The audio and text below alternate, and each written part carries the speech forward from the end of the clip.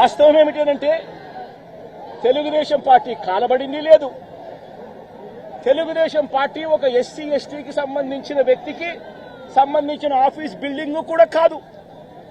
Telugu Desam party office కడియాల సీతారామయ్య గారు అనే SC కాదు, ఎస్టీ కాదు, కనీసం బీసీ కూడా కాదు,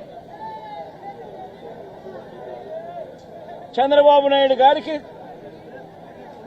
సంబంధించిన వ్యక్తి ఆయన బిల్డింగ్ అది. అంటే అక్కడ కూడా చంద్రబాబు నాయుడు గారు ఉద్దేశపూర్వకంగా వంశీకి బెయిల్ రాకూడదు అని నాన్ బెయిలబుల్ కేసు కింద దీన్ని మార్చాలి అనే ఉద్దేశంతో చేసిన మరో కుట్ర ప్రయత్నం.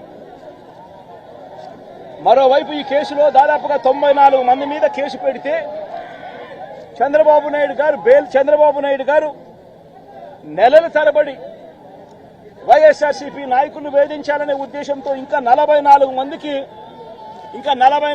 ఇంకా బెయిల్ రాకుండా చంద్రబాబు నాయుడు గారు అడ్డుకుంటా ఉన్నారు.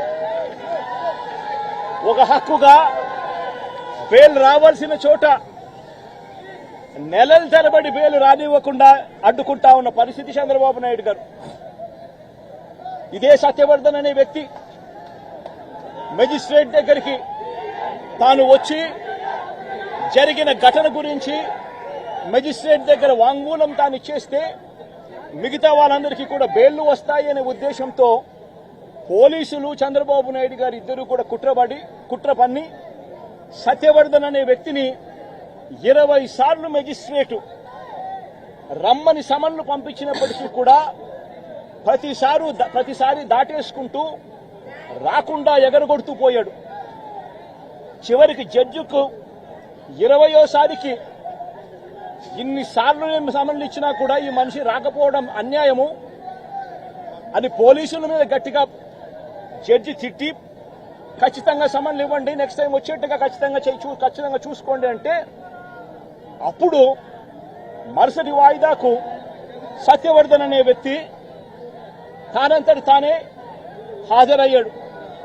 హాజరై ఈ ఘటన జరిగిన సమయంలో ఇంతకు ముందు తాను 161లలో ఏదైతే చెప్పాడో అదే విషయాలను మళ్ళీ జడ్జి గారి సమక్షంలో అదే విషయాలే ఆయన తెలియజేశాడు. ఘటన జరిగిన సమయంలో తాను అక్కడ లేడని, తనను ఎవరూ కులం పేరుతో దూషించలేదు అని, అసలు ఈ కేసుతో తనకు ఎలాంటి సంబంధము లేదని కోర్టుకు తాను మొరబెట్టుకున్నాడు.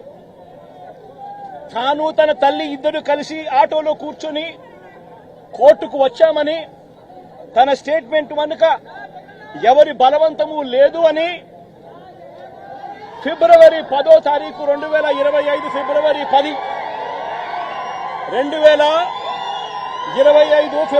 10న జడ్జి గారి ముందర స్టేట్మెంట్ తాను ఇచ్చాడు. ఫిబ్రవరి 10, 2025 జడ్జి గారి సమక్షంలో తాను ఈ విధంగా స్టేట్మెంట్ ఇచ్చేసరికి చంద్రబాబు నాయుడు గారికి, లోకేష్ కు, వీరిద్దరికీ కూడా మనశ్శాంతి కరువైపోయింది.